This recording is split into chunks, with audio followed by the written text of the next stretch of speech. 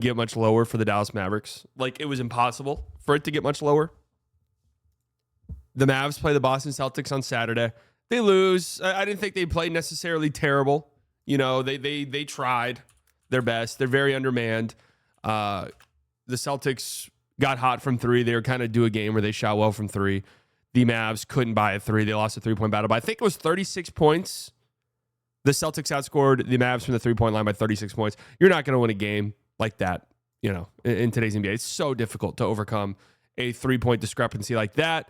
But to make matters worse for the Mavs, Maxi Kleber, weird play where they said he hurt his ankle. Didn't really look like it was last year's trade deadline stream was over 6 hours. It didn't really look like it was a super major injury.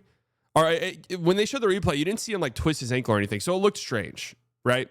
Well, it comes out after the game that he suffered a broken right foot and will be missing an extended period of time, and that's probably going to be, who knows? I mean, we don't really have a timeline for Maxi Kleber at this point. Have we seen any of the Twitter doctors? What have they said about this? I haven't seen a timeline for Maxi. I don't know if this is a season ender or what the case may be. But either way, not good at all for the Mavericks, who are already dealing with huge problems in their front court.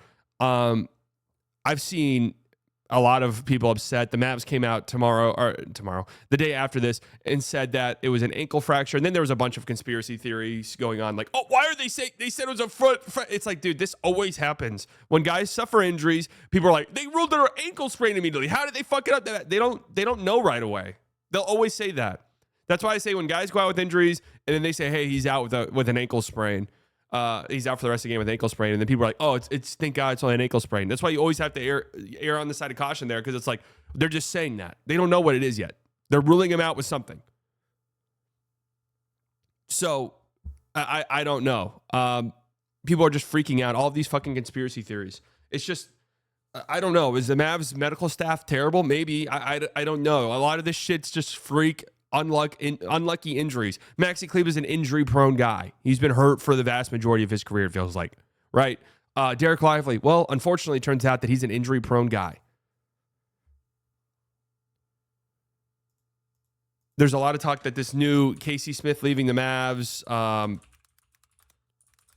the Casey Smith leaves the Mavs. This is like a big deal. True. However, the Mavs, a lot of these guys that are injured are guys that have been hurt a lot throughout their careers, man. The Mavs dealt with tons of injuries when Casey Smith was here. Luka had dealt with calf injuries while Casey Smith was here. He strained his calf when Casey Smith was here. Remember, right before the playoffs in 2023. Tyler with the $10 this season needs to be studied, possibly with a tinfoil hat. Just a lot of weird shit. I agree. Put a tinfoil hat on and let's study this thing.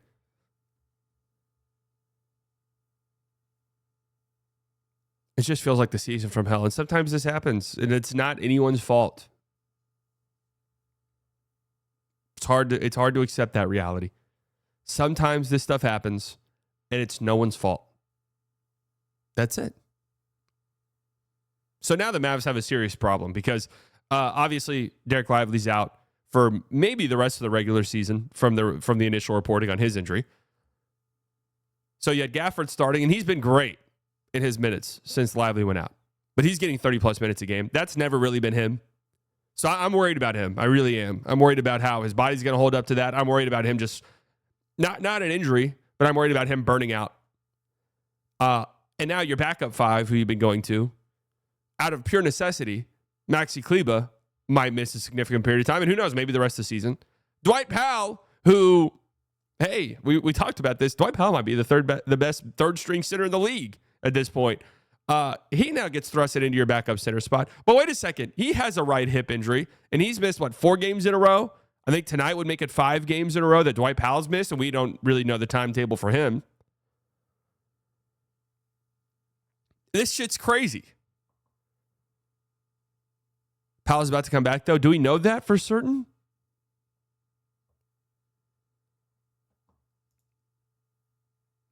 Do we know that? There's optimism Powell will be back during our road trip. Okay, well, that's actually pretty huge. That's actually pretty huge. So the Mavs, in their desperation, went out and signed Kelley to a two-way deal. He's a center on the Lakers G League team. 7-footer. Iztok had a pretty interesting write-up about him earlier today. Guys, don't expect much out of these guys, please. I'm telling you. I don't even know what his minute situation is going to be. This could just be a break in case of emergency signing. He might not be a player who even really plays. I'm not entirely sure. But they went out and they got somebody, Kelley, scout from another team on 7-footer Kelley. His skill set fits perfectly in Dallas. He's a lob guy and a shot blocker. This is what Tim McMahon says. And then Iztok had a pretty interesting write-up. After looking at some G League data and film, Kelley seems like a longer, way less athletic Gafford archetype. So I was kind of interested to see if they were to go out and get a guy off the street, like a two-way guy, G League guy, how they would approach that. If they were going to go this route, where it's like, hey, let's get like someone similar to Gafford, and we can just have like 48, assuming he plays, we can just have like 48 minutes of that potentially on any given night. Or if they were going to go, let's find like I was going to say Derek Lively, but there's no Derek Lively archetypes. They'd be in the NBA. Let's go find like a Dwight Powell type player, kind of a higher energy big who can handle his own a little bit on the perimeter, might be a little undersized and lacking in other areas, but can give us some energy off the bench. We can feel fine if teams are spacing the floor, whatever the case may be. But they go this route with Kelley. Very good paint rim protection data. Opponent field goal percentage with Kelley as closest defender. Shot blocker, good at vertical contest. At rim finisher only. Strictly a drop big and pick and roll. Tendency to sag off in the paint. That's interesting. Obviously, we know that's a big weakness for the Mavs is when they play teams that can space the floor. Gafford, that's not his strength. Obviously, this isn't Kelley's strength either. Rebounding data, not great. Lower end of G League bigs. High center of gravity, not strong. Not really what you want to hear necessarily. Second jump, especially a problem. Another Gafford similarity. Yes, that is true. Not high energy, multiple effort type. So if he gets a chance, they can try him in a simplified Gafford defensive role. Not sure if it's best fit for Mavs on-ball perimeter defense at the moment, but can't expect too much. Be too selective out of ad hoc G League signing. Hopefully Powell gets back soon and Kelley can fill a couple of games, short stints, as there is literally no other big left. Maybe we see more all-wing lineups with Omax, PJ Edwards when Gafford is on the bench. Getting Najee back soon will fill the wing rotation. Also crucial. Yeah, so that was from Iztok Franco. If you guys aren't following him, you're making a grave mistake. Basically, what I'm saying is don't expect much of anything out of this guy. If this is the Grizzlies, the Kelley guy would be an instant rotation player. Yes. He'd be getting 25 minutes and hitting three somehow. So, and then to make matters worse, Iztok made a good point here at the end. Can we see the Mavs go small? I've been saying that this could be an opportunity to see PJ small ball 5 minutes, which theoretically makes some sense and could be interesting moving forward. But then the problem with that is you're going to be playing PJ. Are you going to play PJ Washington 40 fucking minutes a game?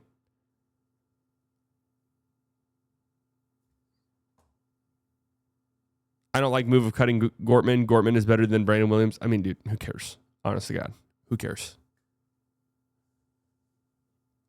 I think the Pistons will do nothing, but what if the Pistons went after Cam Johnson? That would be interesting.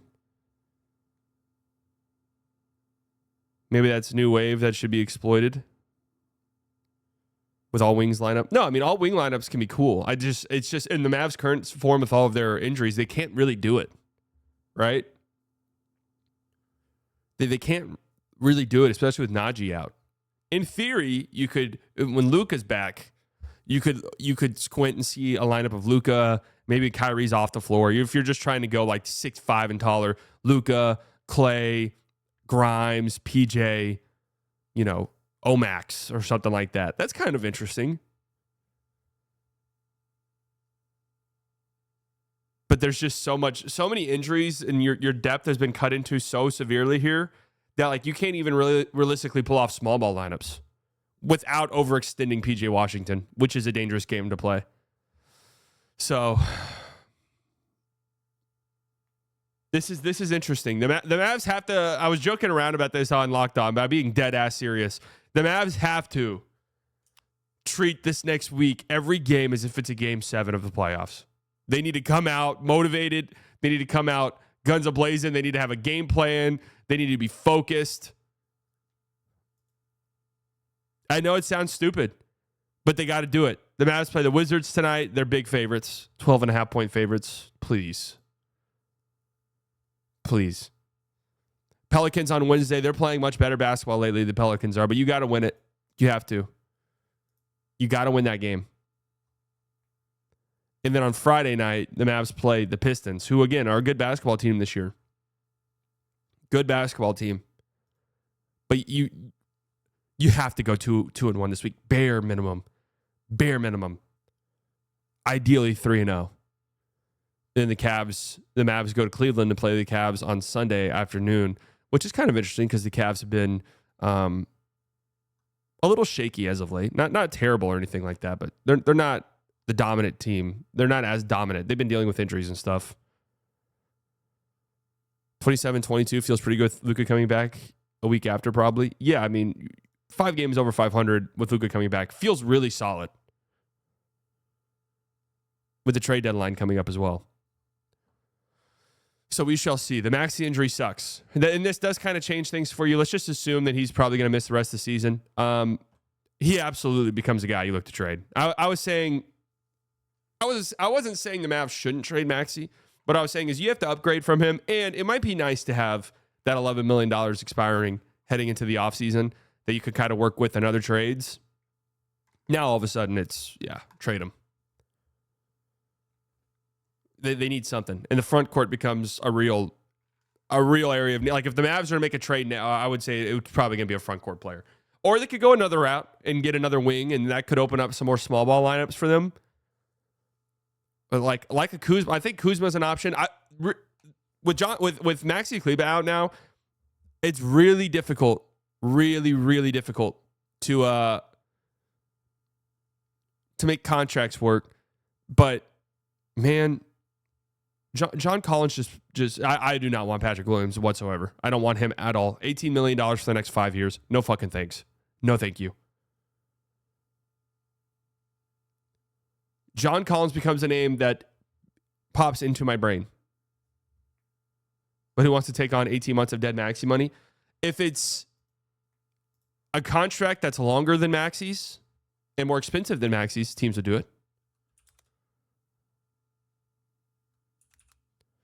Because John Collins then gives you somebody you could play alongside one of your bigs and also somebody you could play small ball 5. Like, it just kind of fits, what you desperately are in need of now. What you're now missing without Maxi Kleber. But the problem is John Collins makes $28 million, $26 million this year with a $26 million player option next year. Difficult to make that happen. But then you could turn around and look at, all right, let's get John Collins for this little push here at the end of the season. And then in the offseason, if we want to make a big swing, we have a $26 million contract to move around.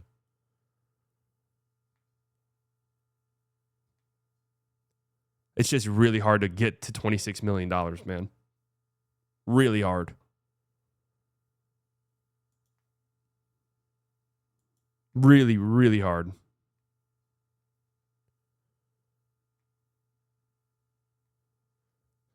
It's a lot of money for not a great dude, even in this whack NBA economy. Yeah, I agree.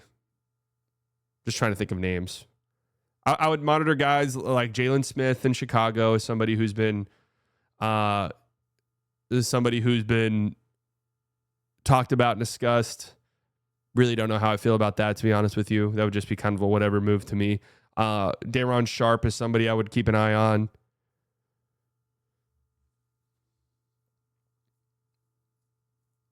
In Brooklyn, there were some reports earlier in the year that a couple second-round picks would make that happen. $4 million, I think, is what he's making.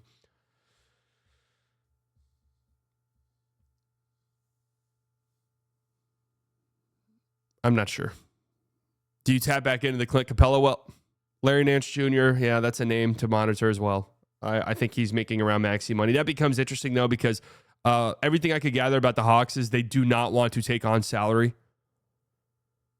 That they're honestly even cool with letting Clint Capella expire. Like, they do not want to take on salary, so that becomes weird in a potential Larry Nance trade. You'd probably have to find a third team to take Maxi. Yabusele's interesting. I don't think the Sixers are going to just give up. Yabusele's been a lone bright spot for them. I mean, dude, the Sixers are only a game out of the play-in tournament. Maxi's been popping off lately. Like, I doubt they give up.